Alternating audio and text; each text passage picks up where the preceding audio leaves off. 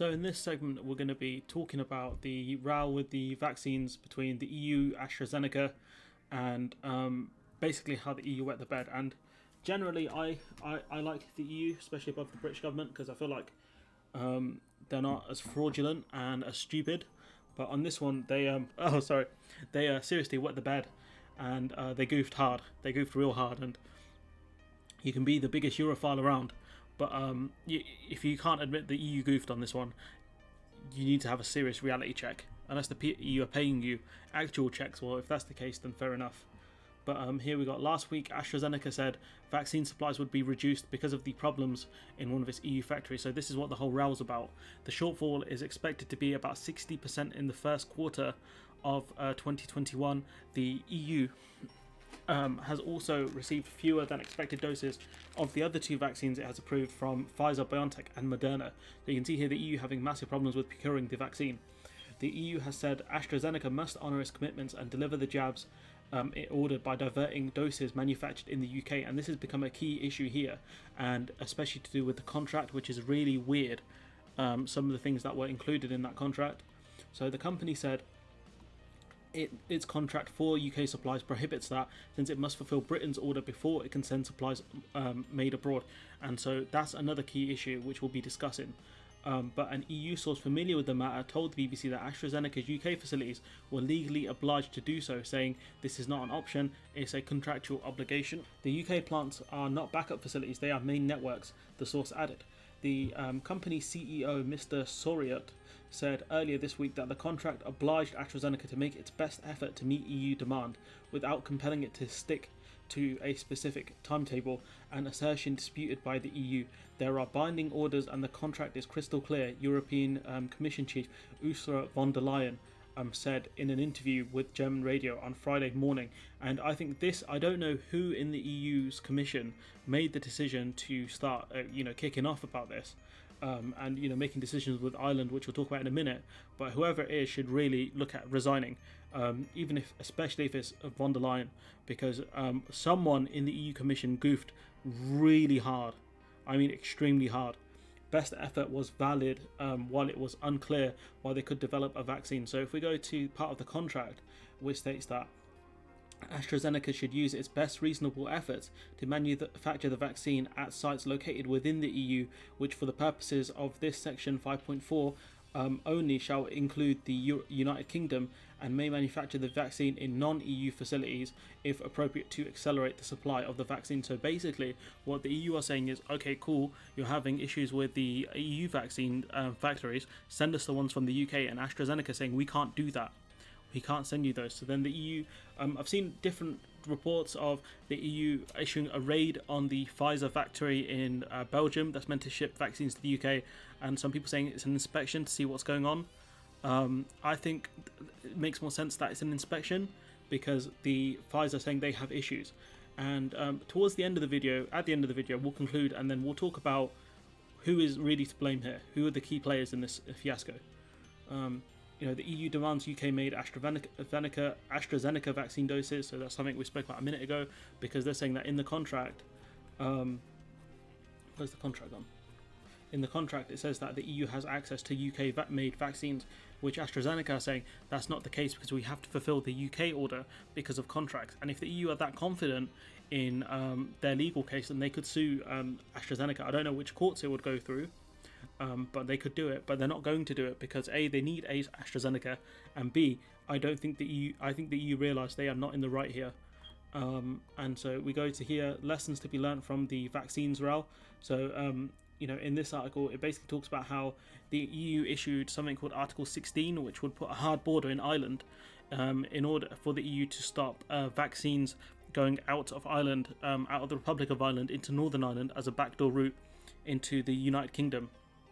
And so, the European Commission, didn't actually contact the Irish Prime Minister. They have a Prime Minister, yes, Michael Martin.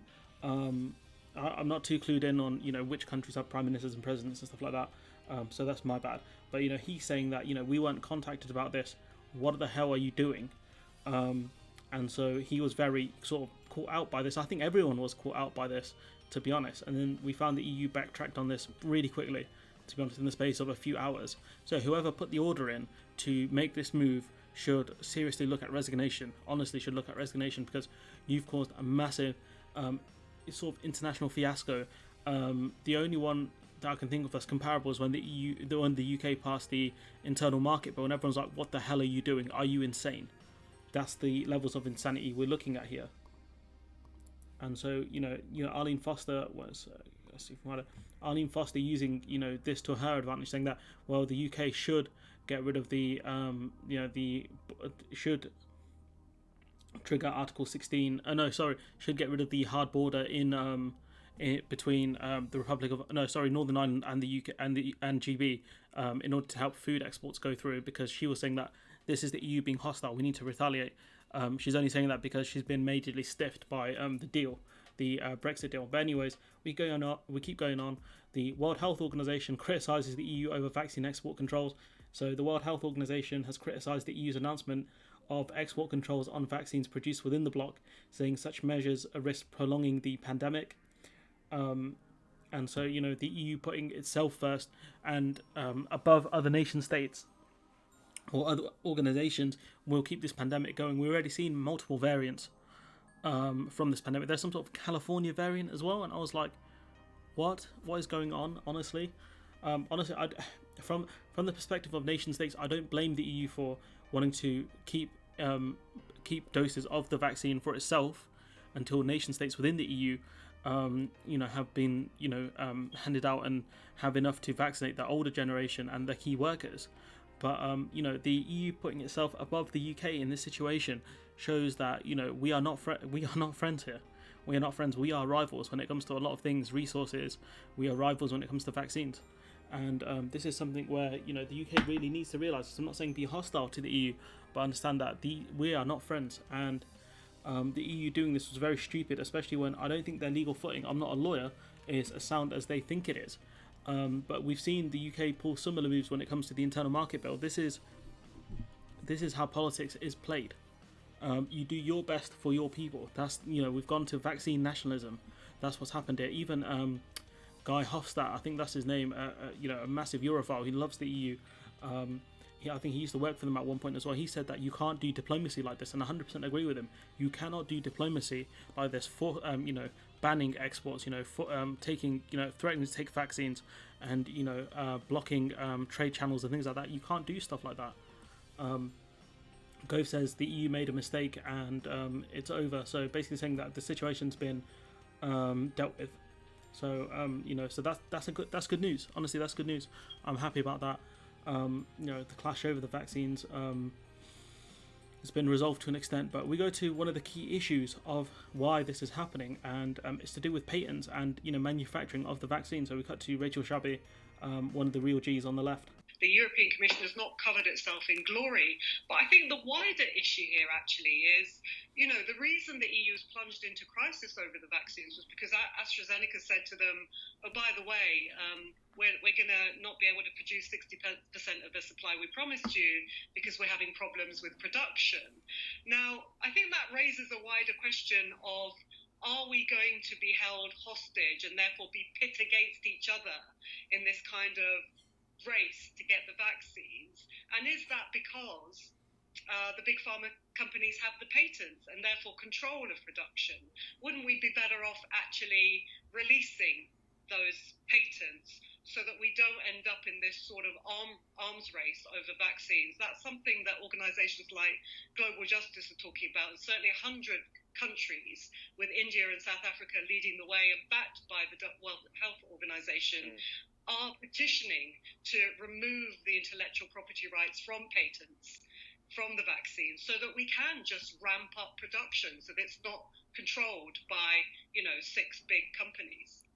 And I 100%, this goes to the crux of the issue, which is that manufacturing has been so restricted because these companies hold the patents for these vaccines, and they're not giving them out readily. They've done some stuff with India, where India is producing massive amounts of the vaccine. But India has a huge population. It's going to take them a long time to vaccinate everyone, not to mention, the geography of the country as well. But here you have the problem of these companies holding on to these patents and only allowing a few factories in Europe to produce the vaccine. And so what that does, it creates a vaccine arms race where countries are getting fighting each other essentially for this vaccine. This is a squabble between the UK and the EU because AstraZeneca failed in this contractual duty. So the real people to blame here is AstraZeneca, because they did not get their factories ready. They did not sort themselves out when they should have done in order to mass produce this stuff. They failed their contractual obligation by 60%.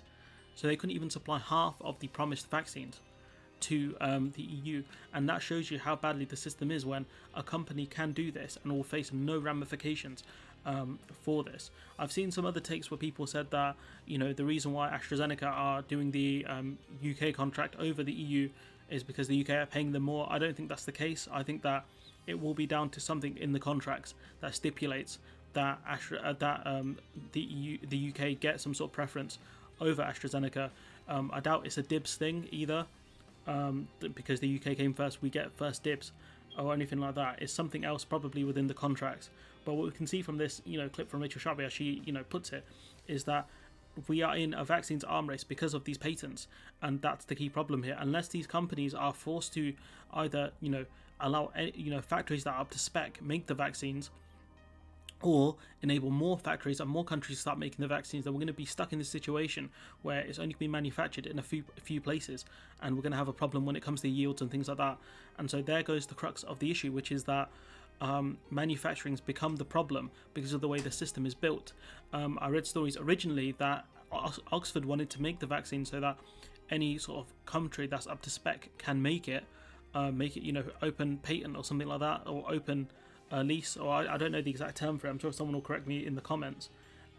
Similar to how insulin wasn't patented, so anyone could make it. I think that's how the story goes, right? That guy could have made millions, but he chose not to patent it, so anyone could have it. And ironically, now we see that companies are making so much money off it. But that's a separate story for another day. But what we can see is the problem is with the system of the way vaccines are patented and given out. And further to that, we can see that the EU's reaction was wrong, and that the EU really wet the bed here. That's a problem with the EU and the way they reacted. They could have dealt with this far better than they did, instead of apparently allegedly raiding factories. They could have said to AstraZeneca, look, you're having problems, let more factories and more places start manufacturing the vaccine because you're too slow. That's what should have happened from the start. Really, you shouldn't be relying on two countries, i.e. Belgium and the Netherlands. The EU is full of big, powerful modern countries.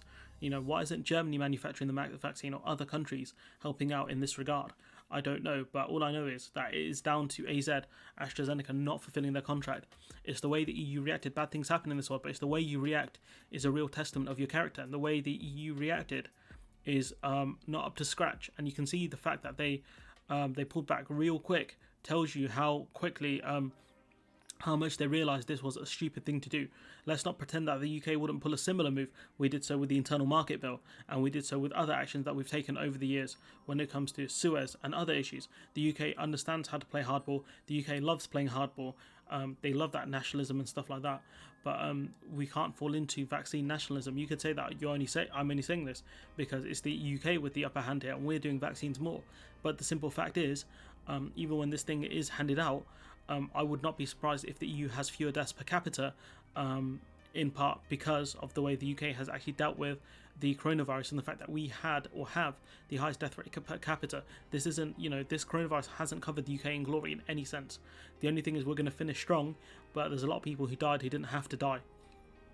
And it's the way you react to a crisis which really shows you, it really shows you who you are as a person or an international organisation. And in this case, the EU has shown itself to be found wanting, to use a phrase from one of my favourite films.